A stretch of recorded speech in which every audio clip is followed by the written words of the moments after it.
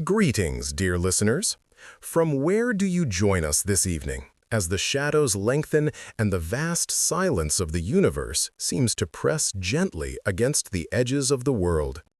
We settle now by the light of the inner hearth, to speak of sounds that transcend mere utterance, the deep, winding history of music, which is, in truth, the history of the human spirit attempting to measure the infinite. Before the first tool was sharpened, before the first fire was truly tamed, there was already music waiting, woven into the very fabric of creation, a promise echoing in the silent, star-strewn void. In the deepest antiquity, when man first watched the heavens turn, the world offered only raw sounds. The crashing ocean, the whisper of the high wind through the mountain passes, the steady, patient drip of water wearing away the ancient stone. These were the rhythms of the cosmos, grand and immutable, yet they lacked the shape of human intention. They were a music too vast to hold in the memory. Our earliest ancestors listened, awestruck and perhaps frightened, recognizing in the storm's fury and the river's tireless flow the first unplayable symphony of existence itself, a sound that demanded respect and reverence, but offered no solace for the lonely heart. The true beginning of intentional sound arose not from the great outside, but from the intimate chamber of the body, discovered in the quiet darkness of the cave. Man realized that within his own chest resided a constant, reliable tempo, the steady thump-thump of the heart, the very definition of life and presence, which served as the primal, unbreakable measure. When fear or joy caused the hands to strike the thighs or the feet to pound the earth, a communal rhythm was born, instantly linking the disparate souls gathered around the communal fire. This was the first drum, the living body, transforming instinct into shared experience, establishing the very pulse of society. Soon, the desire to amplify this vital pulse led to the harnessing of external materials, turning transient sound into lasting instrument. A hollowed log, stretched with the dried skin of a beast taken in the hunt, became the first true membrane drum, its deep, resonant voice speaking to the earth spirits and guiding the communal trance. The drum was not merely an instrument of entertainment, it was a device of power, allowing the shaman to cross the veil, dictating the tempo of life and death, war and celebration, anchoring the fragile, flickering moment to the eternity of the returning beat. But rhythm, however compelling, is only half the tale. The other half is melody, the sound that rises and soars, separating itself from the earthbound measure. Melody came as a revelation of the invisible, discovered accidentally in the reeds along the riverbank or the hollowed bones scattered on the plains. A breath blown across a broken edge produced a pure, singing tone, a sound unlike any human voice, sharp and clear, suggesting a conversation with the higher air and the distant moon. The making of the first bone flute was a sacred act, requiring meticulous patience and an understanding of the relationship between breath, cavity, and distance. Drilling finger holes into the rigid material allowed the maker to control the scale, turning the simple whistle into a controllable song, capturing the voices of the wind and the high-flying bird. This small, fragile instrument carried an immense power, permitting the player to express sorrow that mere words could not capture, or to call down the blessings of the benevolent spirits from the cold, brilliant heights of the night sky. As the ages turned and human ingenuity sharpened, another, more profound relationship was explored, the music born of tension. The hunter's bow, drawn taut for the kill, sometimes released a buzzing, humming sound when the arrow was loosed or the string plucked in frustration or contemplation. This sound was lean, precise, and infinitely variable, depending upon the string's length, thickness, and the force of its winding. Here lay the beginning of the stringed instrument, music as a result of drawn necessity and purposeful restraint.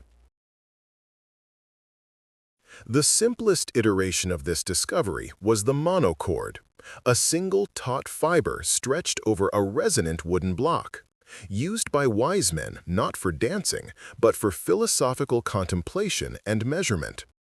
By moving a small bridge beneath the string, one could divide the length into perfect ratios, the half, the third, the fourth,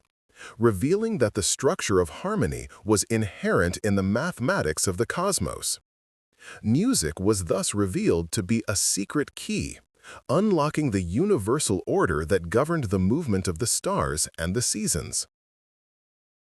In the fertile valleys of the great rivers, where agriculture gathered men into stable, complex societies, the instruments evolved further, becoming symbols of status and religious devotion. The humble monochord grew into the magnificent lyre and the harp, their multiple strings requiring great skill and delicate tuning, echoing the complexities of the newly formed urban hierarchies. These sophisticated instruments were no longer played around a primal fire, but within the cool, echoing halls of the temple and the court of the king, their sound considered a direct offering to the city's protective deities.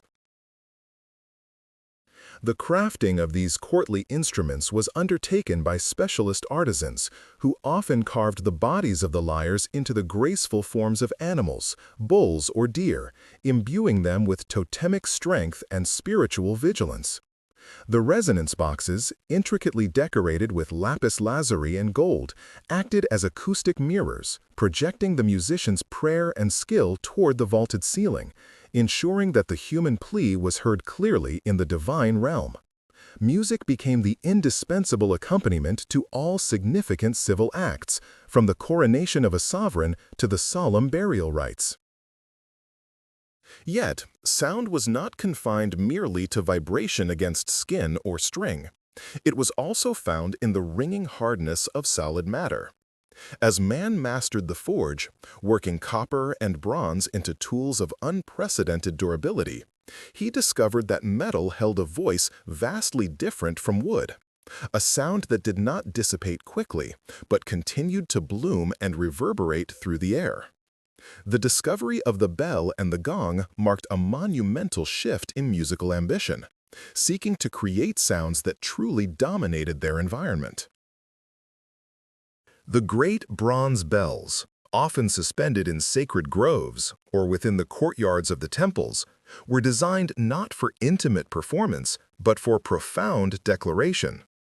A single, well-aimed strike could send a rolling wave of sound across the fields, signaling the changing hour, warning of approaching danger, or summoning the populace to ritual.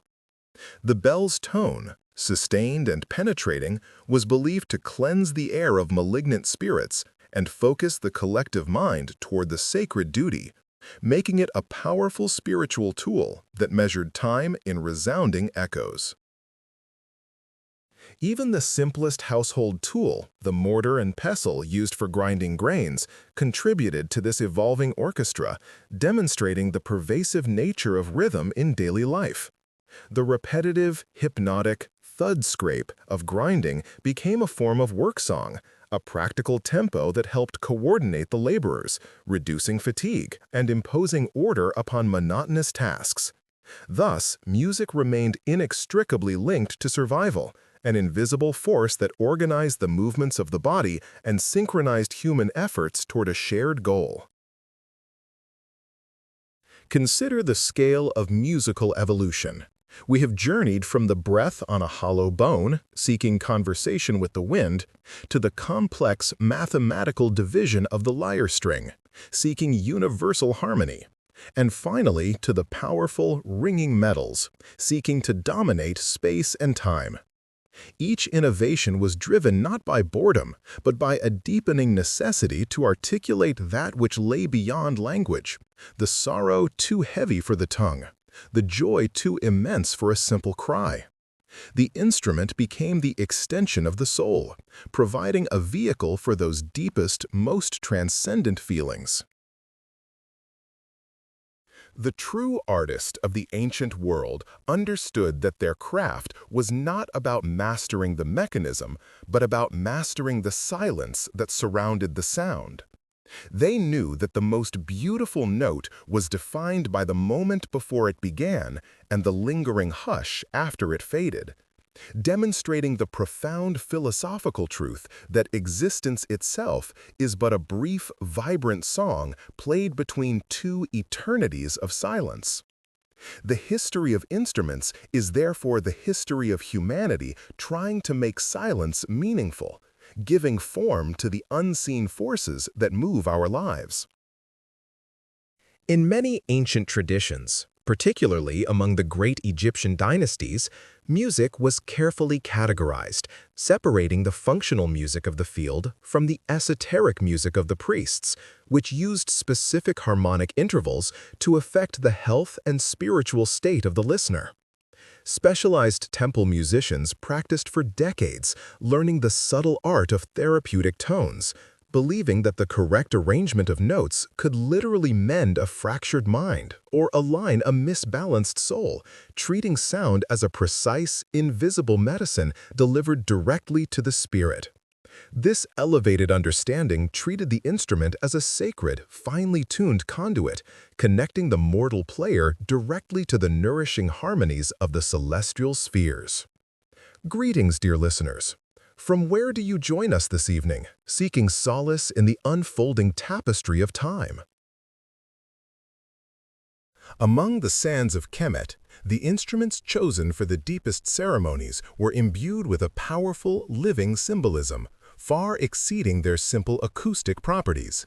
The great arched harp, often depicted standing taller than the musician, was believed to be the anchor of the earth to the sky, its deep resonance mirroring the vibrations of the first creation moment, providing the pharaoh and the high priest a direct line to the divine council.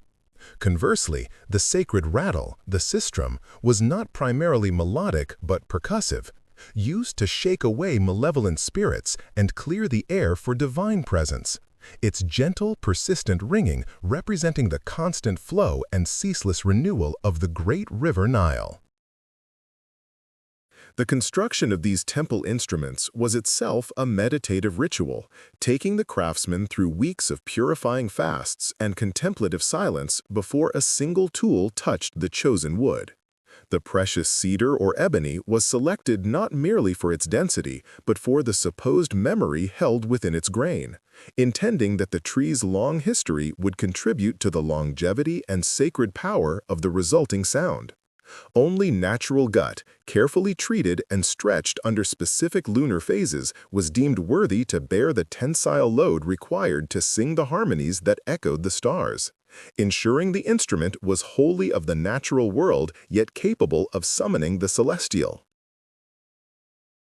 As the ages turned and civilizations rose along the Fertile Crescent, the understanding of music began its slow, deliberate transformation from pure ritualistic invocation toward a more structured, mathematical discipline among the kingdoms of Sumer and Akkad. The great lyres discovered in the royal tombs of richly inlaid with gold and lapis lazuli, reveal not only immense wealth, but also an early recognition that complex emotional narratives could be woven into extended melodies played upon multiple strings. This era saw the development of some of the earliest recorded musical notations, simple cuneiform signs etched into clay tablets that sought to capture the fleeting organization of tone for posterity. The scribes and learned priests of Babylon meticulously documented the relationships between musical intervals, assigning specific names and cosmological significance to what we now call scales and modes. They wrestled with the complex division of the string, seeking to codify the ratios that produced perfect consonance, realizing that the most satisfying sounds were not arbitrary, but were governed by simple, elegant fractions. This profound discovery cemented the understanding that the harmony perceived by the ear was a direct auditory manifestation of the same underlying mathematical order that controlled the movements of the planets and the cycles of time, making music a key to understanding the universe itself. The monochord, though humble in appearance, became arguably the most philosophically significant instrument in the ancient world, serving less as a tool for performance and more as an apparatus for spiritual contemplation. It was the physical proof that the abstract world of number was intimately connected to the sensory world of sound, allowing sages to physically demonstrate the hidden infrastructure of cosmic order. This led directly to the celebrated Pythagorean concept of the musica universalis, or the harmony of the spheres, the silent, sublime music produced by the proportionate orbital motion of the planets, a grand celestial concert too perfect for human ears to perceive. In the emerging city-states of Hellas, the instrument became intrinsically linked to the concept of ethos, the moral character and disposition of the citizen. The study of the lyre was mandatory for any noble youth, not merely as an amusement, but as a vital part of shaping a balanced and virtuous soul, capable of controlling the volatile passions within. Music was seen as a powerful double-edged force that could either elevate the listener toward rational contemplation or drag them down into reckless emotional abandon, requiring careful selection of melodies for public instruction and private meditation. Philosophers such as Plato spent great effort defining which instruments and which specific musical modes were beneficial or detrimental to the health of the republic and the virtue of its populace. The sober, steadfast Dorian mode, associated with courage and self-control, was championed as the sound necessary for the training of soldiers and governors, intended to fortify the will against softness or despair.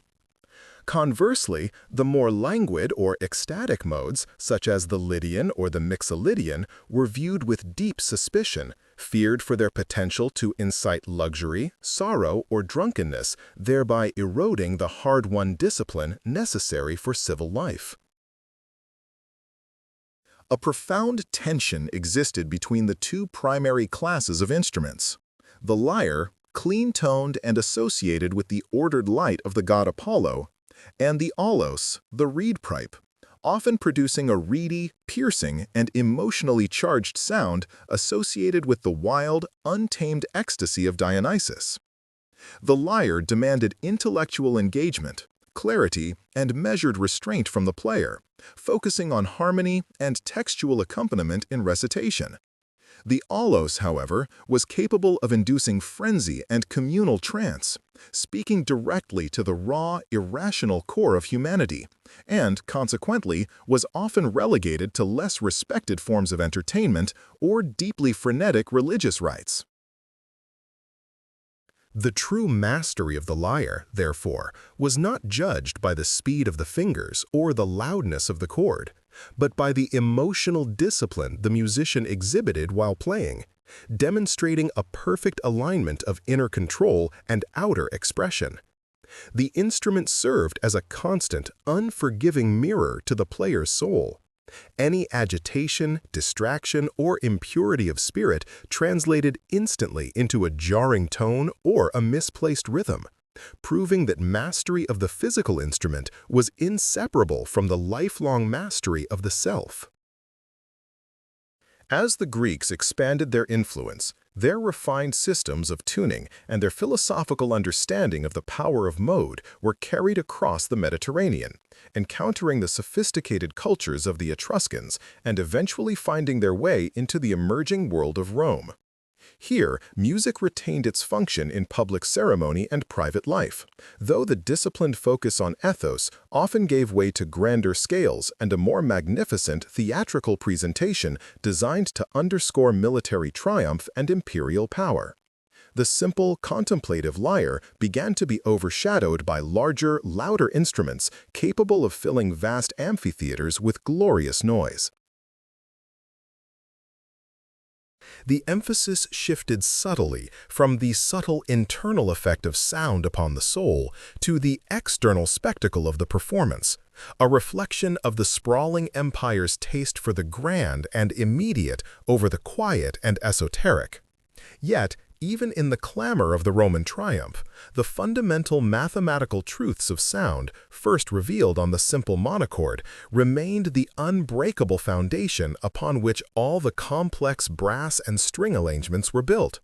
The ancient truth persisted. Noise could move the feet, but only proportional harmony could move the spirit, anchoring the fleeting music to the eternal structure of the cosmos.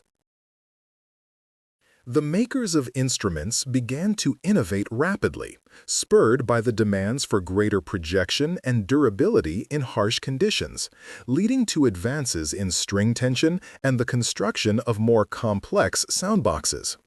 They experimented with different materials for resonators, moving from simple hollowed wood to the sophisticated use of stretched animal skin and even metal, seeking ways to amplify the human effort and make the music audible over the din of the market and the march of the legions. This technological push, however, subtly altered the relationship between player and instrument, introducing new mechanical challenges and complexities that sometimes risked overshadowing the spiritual core of the music itself. In the quiet workshops of instrument makers, the tradition of silent dedication persisted, even as the output became increasingly functional for military or social uses rather than purely sacred. The old craftsmen still whispered prayers over the wood, believing that the wood itself retained a memory of the tree's life, and must be persuaded to surrender its stillness and become a vibrant channel for human emotion. For them, the instrument remained a living thing, possessing its own dignity and requiring respect, a bridge between the inert earth and the soaring spirit. The development of the hydraulis, or water organ, stands as a remarkable testament to human ingenuity, merging the ancient science of hydraulics with the art of sound.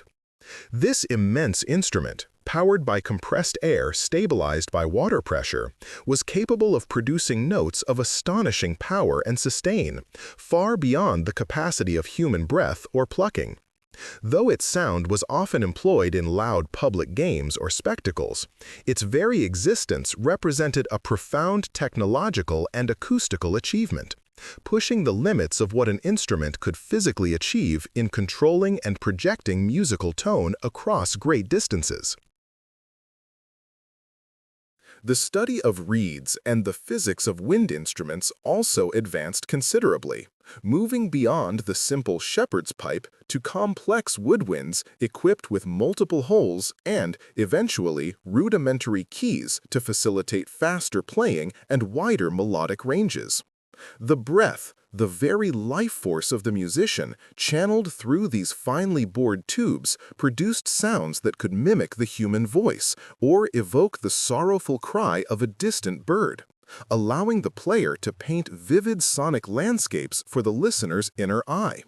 The instrument, in these hands, became a magical conduit, translating the invisible, ephemeral air into structured, meaningful sound.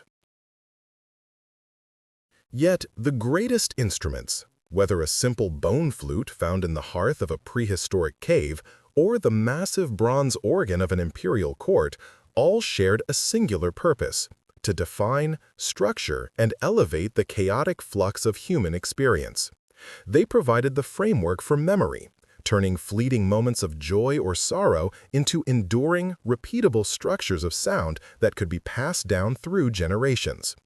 The continuing history of music is thus the history of humanity trying to build better vessels for the soul's deepest stories, ensuring that the whisper of truth could travel across time. The masters of ancient harmony understood that true longevity lay not in the material wealth of the instrument, but in the perfection of the ratios it embodied. For mathematics endures long after wood and string decay into dust. They entrusted the secrets of cosmic rhythm and moral governance to the care of these crafted forms, knowing that as long as the instrument existed, the knowledge of harmony, peace, and order could be continually rediscovered by any thoughtful player who chose to sit quietly and listen to the song of the divided string. Greetings, dear listeners. From where do you join us this evening? The mastery of the divided string led the ancient builders toward the creation of the lyre, a resonant cradle where numbers were given voice. This sacred instrument, often shaped like the tortoiseshell or the chest of a small animal, carried the weight of myth and the precision of the Pythagorean monochord in its very framework. The taut gut or silk, stretched over a hollow body, transformed the weak vibration of a plucked finger into a powerful, mournful declaration, allowing single, focused notes to hang in the air like lanterns marking a sacred path. The careful selection of materials, seasoned cedar or cypress for the frame, dried skin for the belly, was paramount. For the instrument's true beauty was found in its capacity not merely to produce sound, but to sustain and color it, giving the ephemeral note a body and a soul. As societies grew in complexity and leisure afforded deeper contemplation, the simple lyre gave way to the soaring ambition of the harp, an instrument whose multiple strings sought to capture all the concurrent voices of the cosmos at once. This magnificent creation, often mirroring the arc of the hunter's bow, allowed for the weaving of continuous texture, moving beyond mere melody to the simultaneous utterance of multiple notes, suggesting harmony between earth and the heavenly spheres. The harp required tremendous dedication in its tuning and construction, often demanding the labor of master carvers and artisans for years, ensuring that each string spoke truly to its neighbors, resulting in a cascade of liquid sound suitable for the highest temple rituals or the chronicles of kings. It was in the hands of the harpist that the concepts of musical mode and key signature first began to solidify, providing maps for emotional navigation that were far more intricate than the simple path of a single tune. Yet, long before the first string was ever stretched or the first reed was ever bored, humanity found its primal music in the impact of stone on wood, and later, the striking of skin stretched tight over a resonant frame, the drum. This most elemental of instruments served not the intellect, but the very heart of the community, driving the rhythm of planting and harvest, marking the initiation of youths into manhood, and summoning the courage needed for the battlefield. The drummer was often seen as a shaman or a conduit to the ancestors, for the precise pulse of the beat could shift the consciousness of an entire gathering, pulling disparate souls into shared rhythm and focused intent, proving that sound could literally shape reality. True mastery of the drum lay not in speed or volume, but in the intelligent use of silence, in the pause that preceded the strike, holding the breathless anticipation of the universe before the moment of creation. The construction of the perfect drum demanded a deep intimacy with the land and the creatures that roamed it, requiring knowledge of which trees held the greatest resonance and which animal hides, when properly cured and tensioned, would offer the most profound depth of tone. The ancient makers understood that the spirit of the animal resided within the skin, and the memory of the forest lay within the carved wood, lending the instrument a history and a gravitas that transcended mere noise production. The careful drying and heating process, often conducted under the scrutiny of lunar cycles, was a sacred art intended to ensure the drum could withstand the humidity of the rainforest and the parching heat of the desert, adapting its voice to the environment it served. Thus, the timbre of a drum from the Nile Valley differed profoundly from one found high in the Asian mountains, reflecting the very essence of their respective soils and skies. While the simple end-blown flute whispered of quiet pastoral scenes, a revolution in aerophones began with the harnessing of the vibrating reed, turning soft breath into a piercing, continuous stream of tone capable of traversing great distances. The chalamo and the various ancient clarinets and oboes required a completely different mastery, demanding intense control of the breath column and a delicate knowledge of the reed's thin, temperamental nature, transforming a simple piece of grass into a voice of lamentation or joyous celebration. Simultaneously, the discovery and forging of bronze allowed the creation of massive horns and trumpets, instruments whose sheer volume and commanding presence were immediately reserved for military signaling, royal processionals, or the high calls during temple sacrifices. These metallic voices spoke of power and permanence, carrying the sound of empire across vast territories, contrasting sharply with the intimate, reflective tones of the earlier bone and clay whistles. In the great courts of Mesopotamia and the sophisticated palaces of the Zhou dynasty, the true potential of instrument building was realized when masters began to combine the unique colors of these three great families, the strings, the winds, and the drums, into unified ensembles. This early form of orchestration sought to mirror the structure of society itself, where each instrument, much like each citizen, had a distinct and necessary role, contributing its unique pitch and texture to the overall health of the collective sound. The master musician thus became akin to a philosopher king, responsible for balancing the earthiness of the percussion with the aerial grace of the flutes and the human emotion carried by the strings, ensuring that the resulting tapestry of sound spoke of perfect, holistic order. It was understood that a poorly regulated ensemble, where one voice dominated or strayed from the designated mode, was a sonic metaphor for a disordered, corrupted state, emphasizing the profound moral weight placed upon musical performance. The role of the temple musician transcended mere entertainment. They were the living libraries of a civilization, tasked with memorizing and performing cycles of songs that often narrated the creation myths, the lineage of the gods, and the great deeds of past heroes.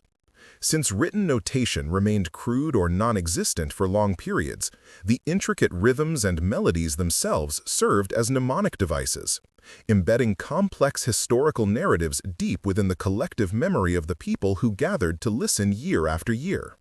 The very structure of the musical modes was sometimes tied directly to astronomical phenomena or agricultural cycles, ensuring that as long as the ancient songs were sung, the vital knowledge required for the survival and spiritual well-being of the community would be passed down, immutable and whole.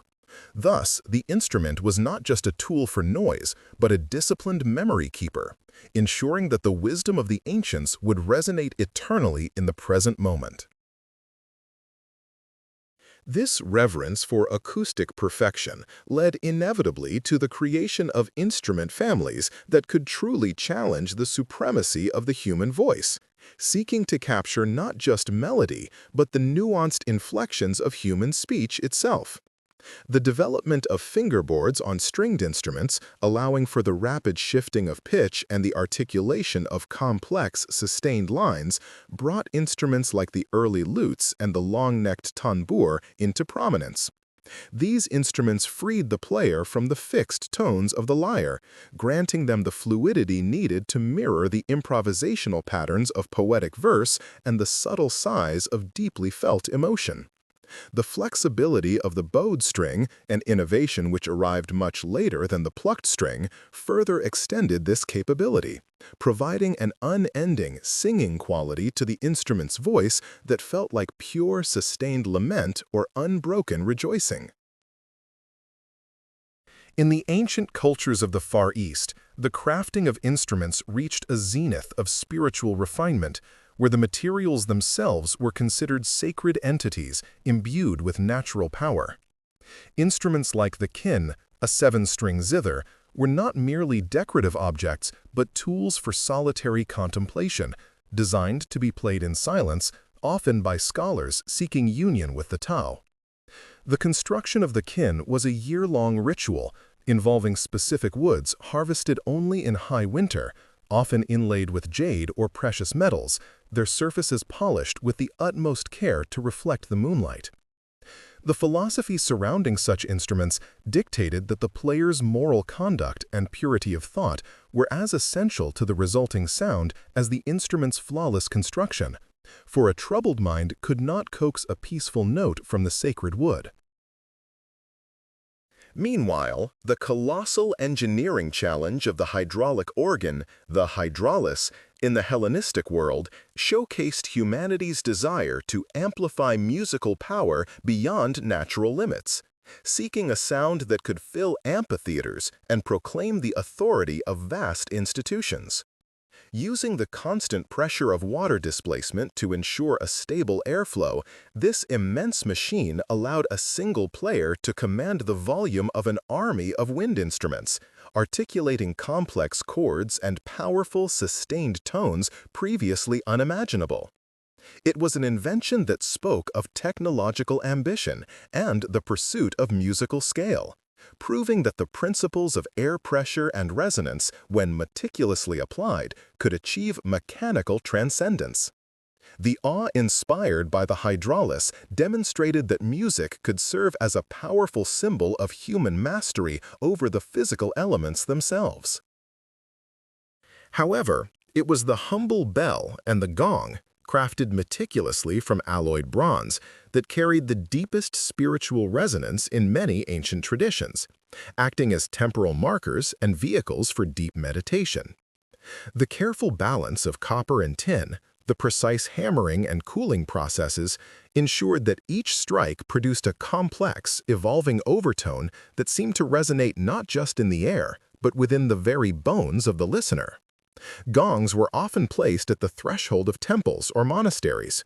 their low, vibrating tones intended to cleanse the mind of earthly attachment, defining the sacred space through the enduring persistence of their sound. A properly cast bell was expected to last centuries, carrying the specific harmonic signature of its creation throughout the lifetimes of entire dynasties, acting as a fixed point of spiritual reference against the ceaseless motion of time. This development of specialized instruments allowed for the diversification of musical roles within society. The solemn tone of the temple flautist guiding prayers, the joyous crash of the cymbal marking a triumphant return, or the intimate, conversational quality of the bard's small handheld instrument narrating folk tales around a flickering fire. Each instrument found its destined environment and its proper use, contributing to the rich sonic texture of ancient life, ensuring that whether a person was feasting, mourning, traveling, or meditating, there was an acoustic reflection of their inner state to accompany them. The great tradition of music thus became a complete mirror of human existence, reflecting the cosmos through the order of the string, the heart through the beat of the drum, and the spirit through the soaring voice of the horn. The true wisdom of the ancient makers lay in their understanding that the instrument was merely the vessel, and the material was secondary to the invisible energy applied to it. Whether it was the breath passing through a simple reed or the focused kinetic energy of a hand striking a stretched skin, the instrument served as a translator, taking chaotic human intention and rendering it into universal, understandable patterns. They taught that the greatest musician was the one who could entirely disappear behind the sound, allowing the instrument itself to speak with the purity of the physical laws it embodied, channeling the eternal rhythm that governs all things, from the turning of the stars to the beating of the mortal heart. The true wisdom of the ancient makers lay in their understanding that the instrument was merely the vessel, and the material was secondary to the invisible energy applied to it. Whether it was the breath passing through a simple reed or the focused kinetic energy of a hand striking a stretched skin, the instrument served as a translator, taking chaotic human intention and rendering it into universal, understandable patterns. They taught that the greatest musician was the one who could entirely disappear behind the sound, allowing the instrument itself to speak with the purity of the physical laws it embodied, channeling the eternal rhythm that governs all things, from the turning of the stars to the beating of the mortal heart. The true wisdom of the ancient makers lay in their understanding that the instrument was merely the vessel, and the material was secondary to the invisible energy applied to it. Whether it was the breath passing through a simple reed or the focused kinetic energy of a hand striking a stretched skin, the instrument served as a translator, taking chaotic human intention and rendering it into universal, understandable patterns. They taught that the greatest musician was the one who could entirely disappear behind the sound,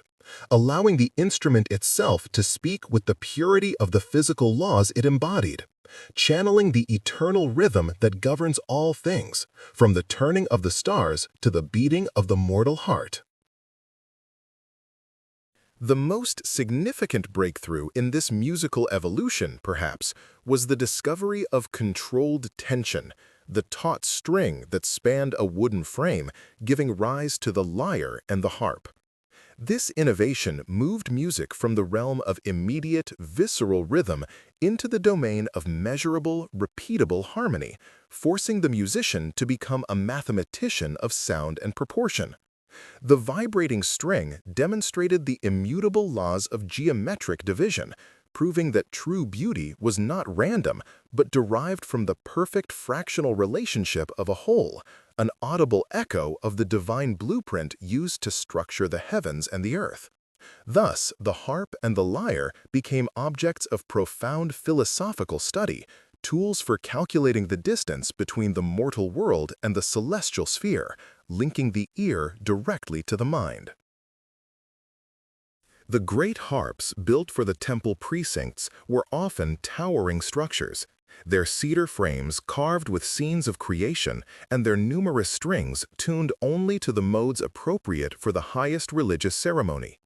These massive instruments required strength and discipline to play, and spoke with an authority that immediately hushed the worshiper, their deep, complex resonance physically vibrating the stones of the holy place, carrying the silent prayers upward on waves of structured sound. Conversely, the smaller, elegant lyres carried by wandering poets and favored in royal courts prioritized agility and narrative clarity, serving primarily to support the human voice rather than dominating it, weaving intricate tales of heroes and tragic loves that kept the historical memory vibrant among the common people. The ancient masters soon realized that the true emotional power resided not just in the perfect isolated interval, but in the sequence and arrangement of those sounds, which they termed the temperament or the moods of the music. Each established scale possessed a distinct ethical character, capable of invoking specific states of being in the listener.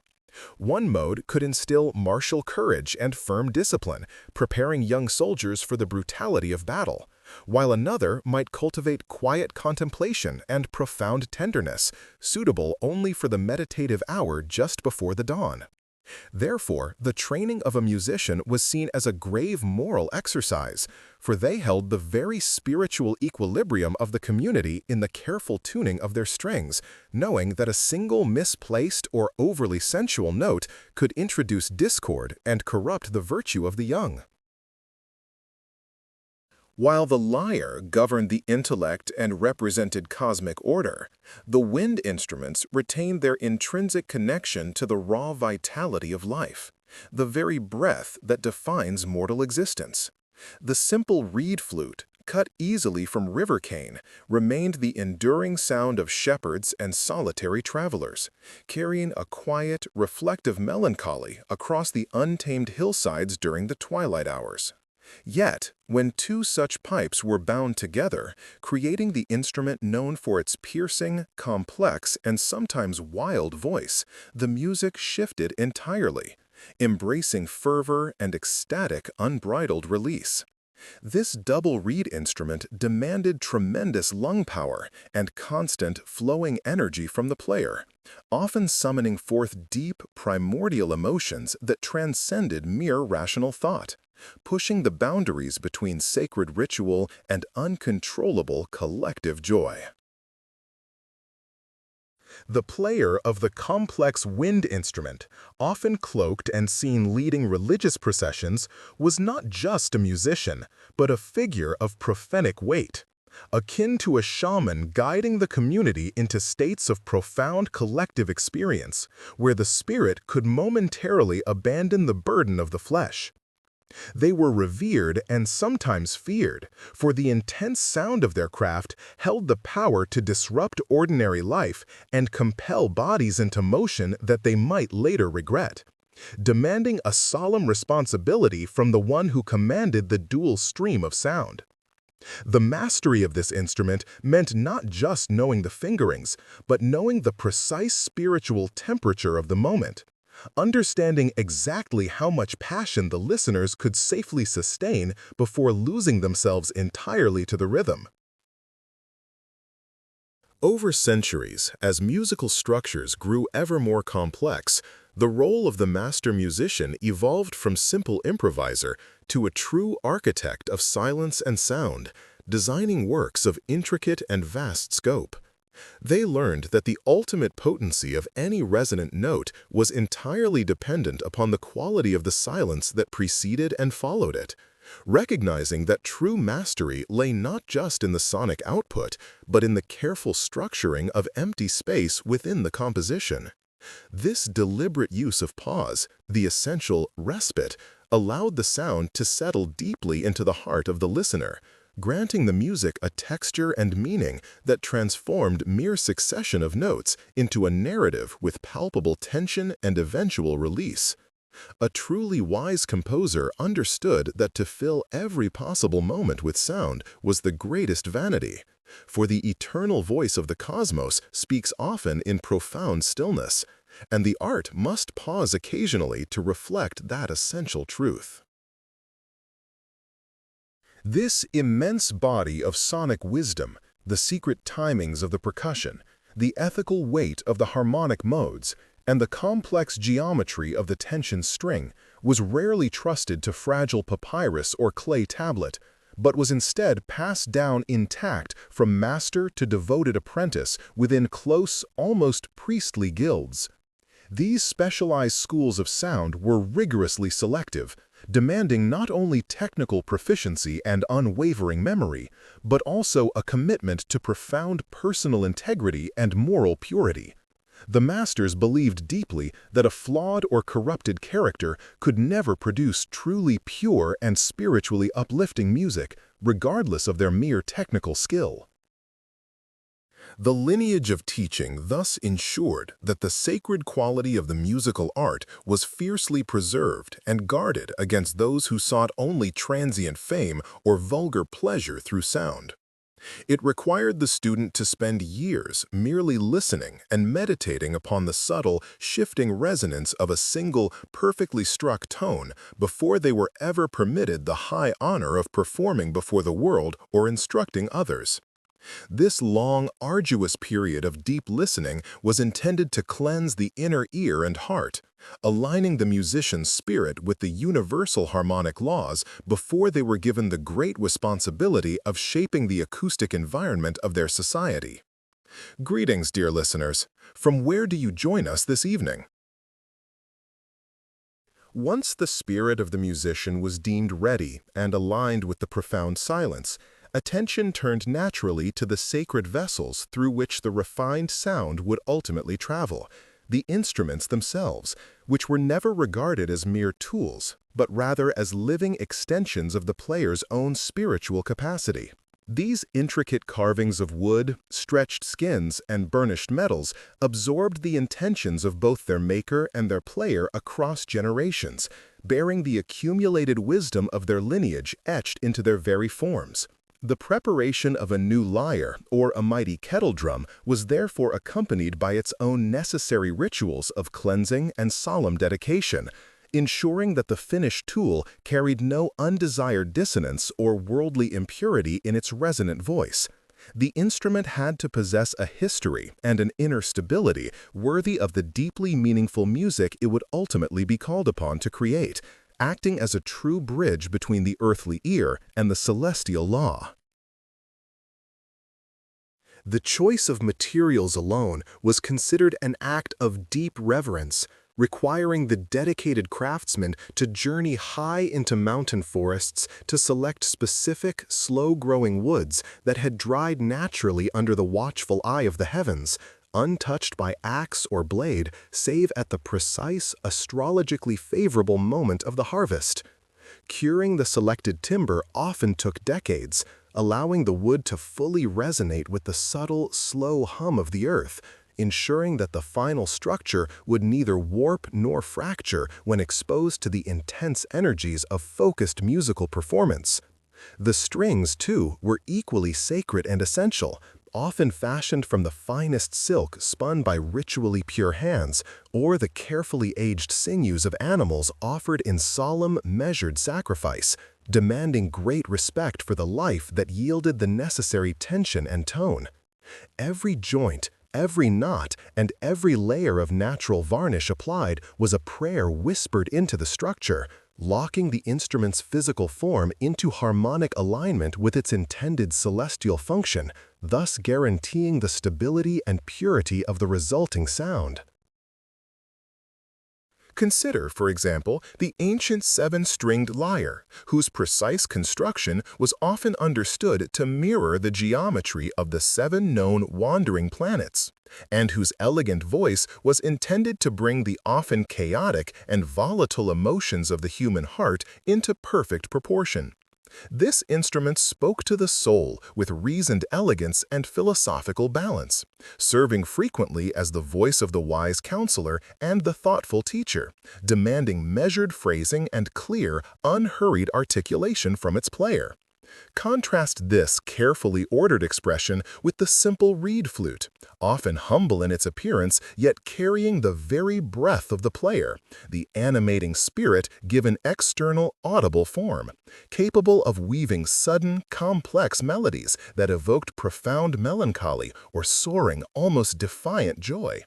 These two instruments represented distinct spiritual gateways in the classical understanding. The lyre was the voice of pure intellect and rational order, while the flute became the unburdened voice of instinct and elemental feeling. And the wise composer knew exactly how and when to deploy each within the great sonic symphony of human experience.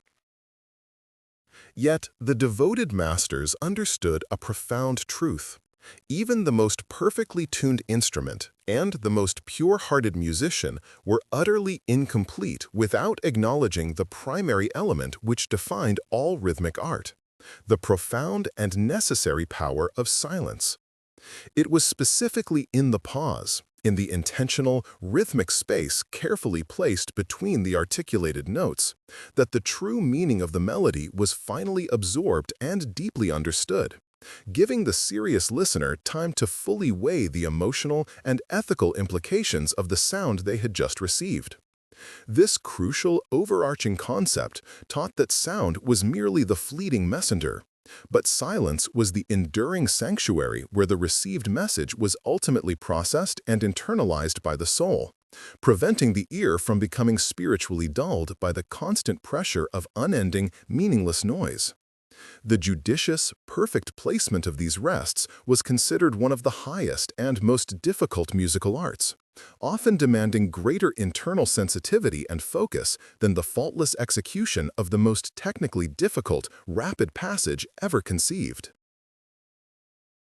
This esoteric knowledge regarding the musical modes, the specific, ancient arrangement of tones and semitones that precisely dictated the emotional color and psychological effect of the entire piece, was transmitted with the utmost secrecy, reserved only for those students initiated into the final, protected degrees of the close-knit guild.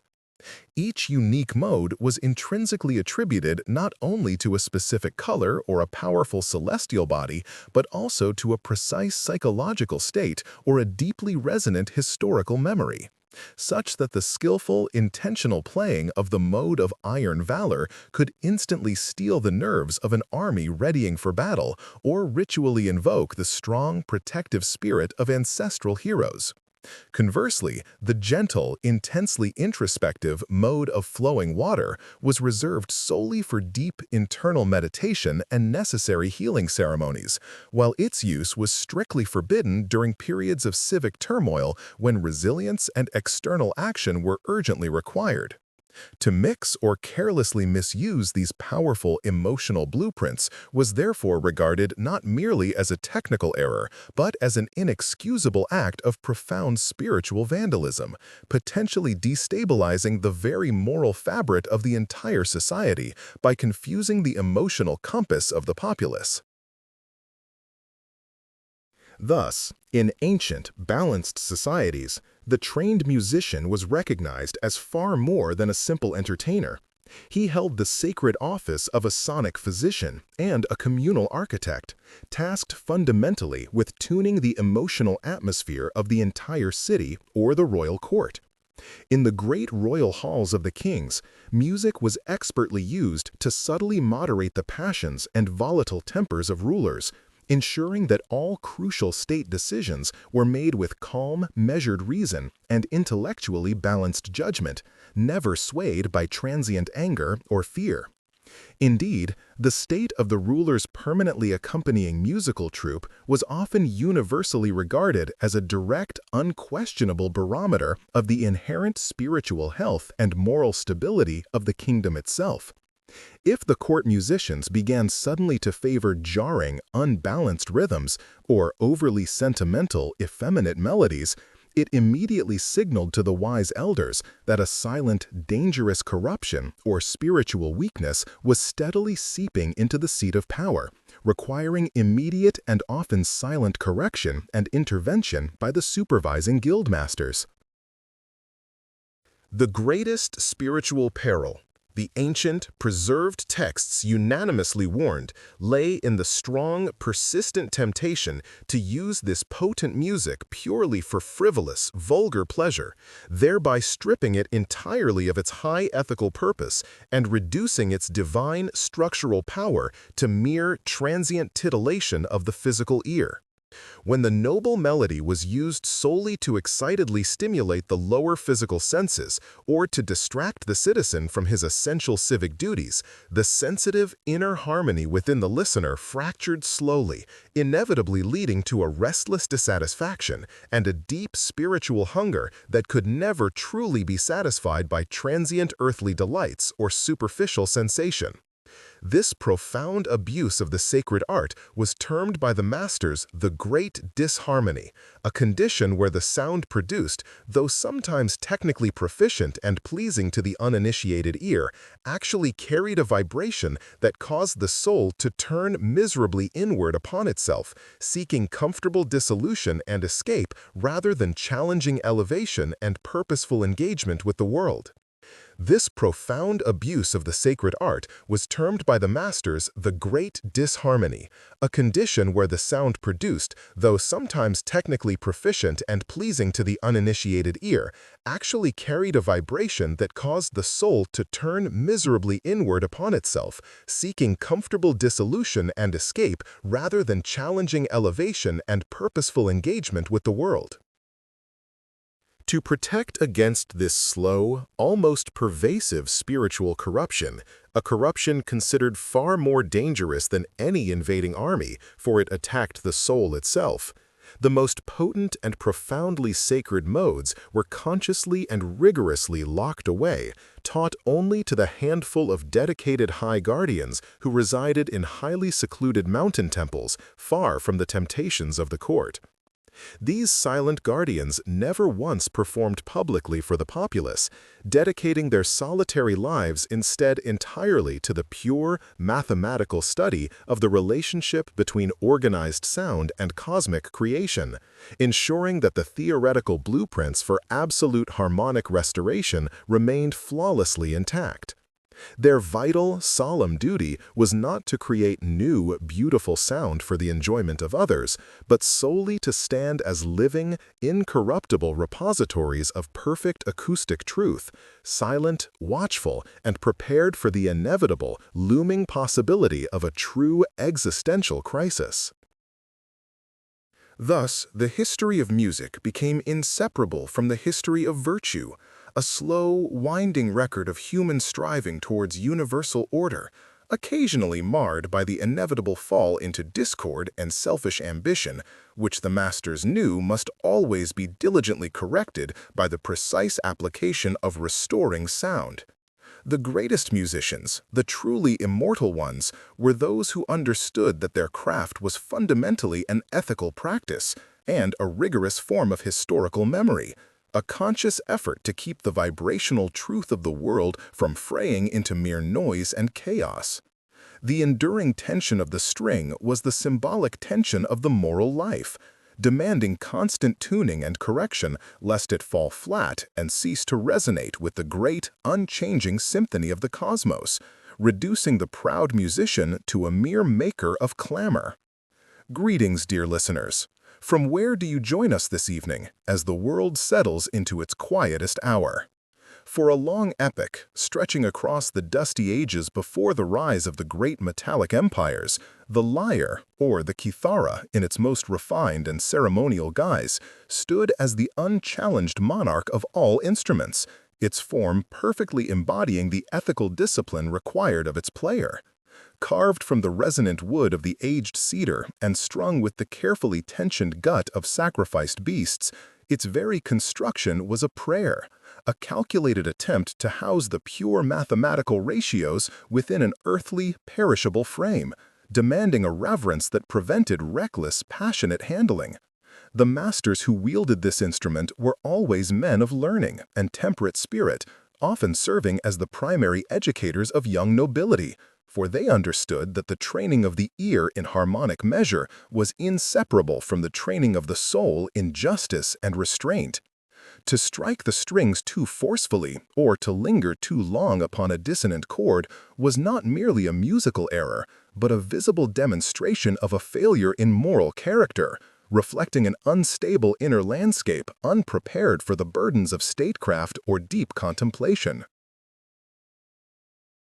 Yet, as generations passed and the small, thoughtful city-states expanded into sprawling, luxurious dominions, the demand for simple, measured truth began to wane, replaced by a growing appetite for vastness, complexity, and overwhelming spectacle.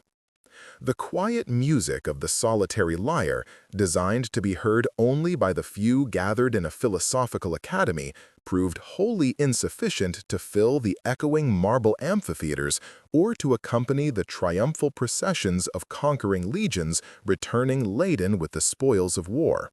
Thus, the practical architects of sound began to abandon the sacred simplicity of the octave and the fifth, incorporating instruments forged of shining brass and stretched skin, capable of producing deafening volume and rhythms that stirred the blood more than they settled the mind.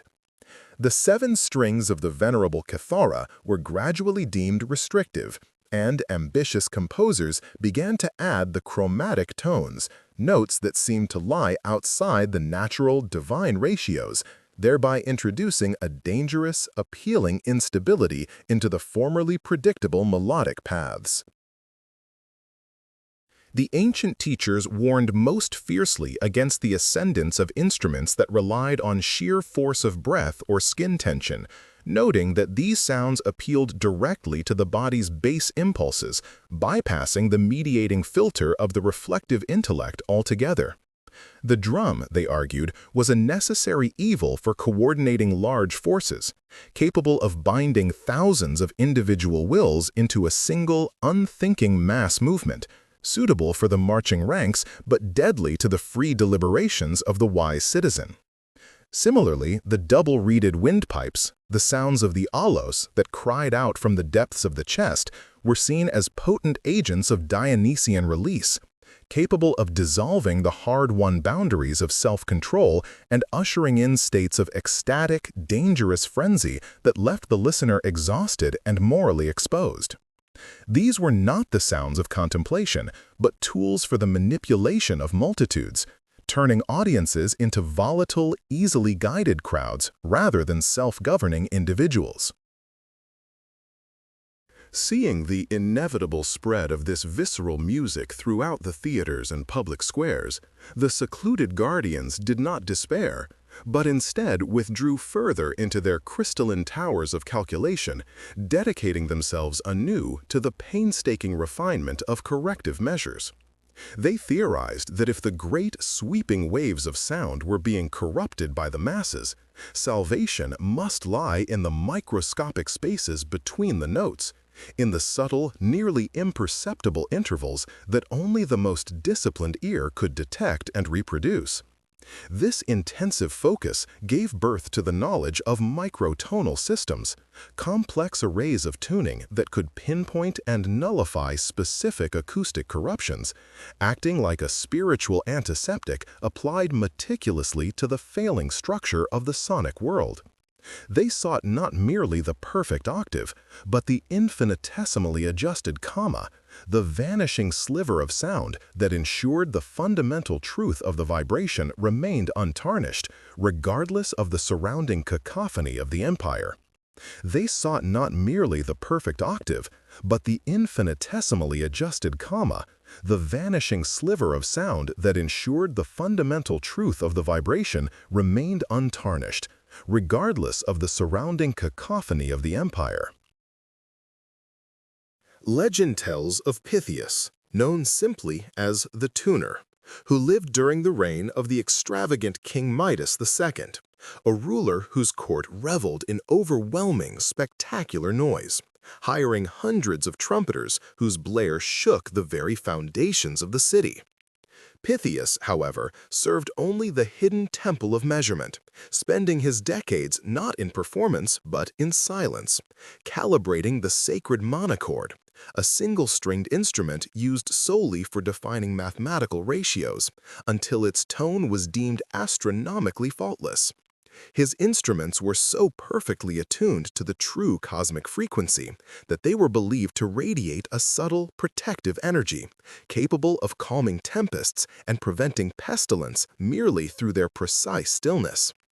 It is said that Pythias eventually removed his own eardrums so that his inner sense of mathematical pitch might never be corrupted by the surrounding din of the king's decadent court, sacrificing his worldly hearing to become the incorruptible custodian of absolute truth. The sacred monochord was, for the Guardians, far more than a mere musical device. It represented the physical embodiment of the universal law of proportion, a singular line of tension mirroring the axis upon which the entire cosmos was balanced. By simply moving the small, precisely measured bridge beneath the taut string, they could reproduce every known interval in existence, from the harmonious beauty of the perfectly divided halves to the disturbing, complex vibration of intervals that signaled conflict and disorder in the celestial spheres. Therefore, the monochord became the ultimate philosophical litmus test. Any new musical idea or rhythmic innovation devised in the public arena had first to be mapped onto this flawless device, determining whether the new sound was an honest discovery of hidden truth or merely a deceptive trick of human vanity attempting to counterfeit harmony. The true history of sound was recorded not in scrolls, but in the exact, measured distance of the monochord's movable bridge, preserved only in the deep secrecy of the temple vault.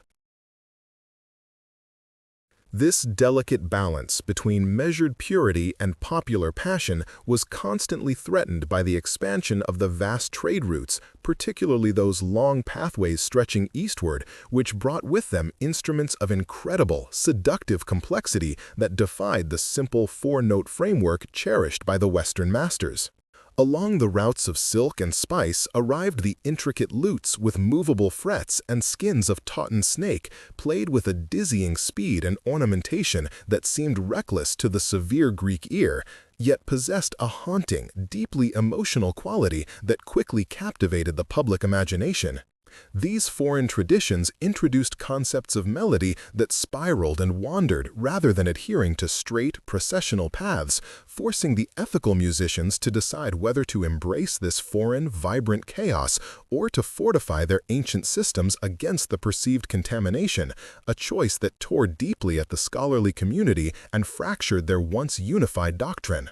The string, once a symbol of singular, unwavering tension, now seemed to possess infinite, pliable potential, demanding constant, weary reevaluation. The wise men realized that sound itself was migratory, refusing to be contained by geopolitical boundaries or philosophical walls, traveling effortlessly across deserts and seas and carrying within its melodic shape the very essence of the culture from which it sprung. Each new tuning system encountered from the distant lands presented a moral conundrum. Were these differing intervals merely local distortions of the universal truth, or did they represent distinct, equally valid perspectives on the cosmic harmony, truths that the rigid Western mathematicians had somehow overlooked in their pursuit of Apollonian order? The challenge lay in incorporating the passion and complexity of these exotic sounds, the weeping sorrow of the Persian tar or the driving rhythm of the Indian tabla, without allowing their inherent lack of mathematical rigor to dissolve the ethical framework that held the entire sonic structure together. Thus began the painstaking work of the great assimilators, a generation of musical scholars who risked their standing among the pure guardians by traveling far from the sheltered academies to study the seemingly lawless music of the outside world. These courageous few spent decades meticulously mapping the thousands of minute intervals found in foreign scales onto the strict grid of the monochord, seeking to find the underlying proportional relationships even within the most passionately improvised, seemingly chaotic melodies. Their ultimate aim was not to purge the new sounds, but to bring them into a disciplined, ordered relationship with the existing cosmological music, creating a unified, immense architecture of sound large enough to contain the entire tumultuous world without collapsing into mere noise.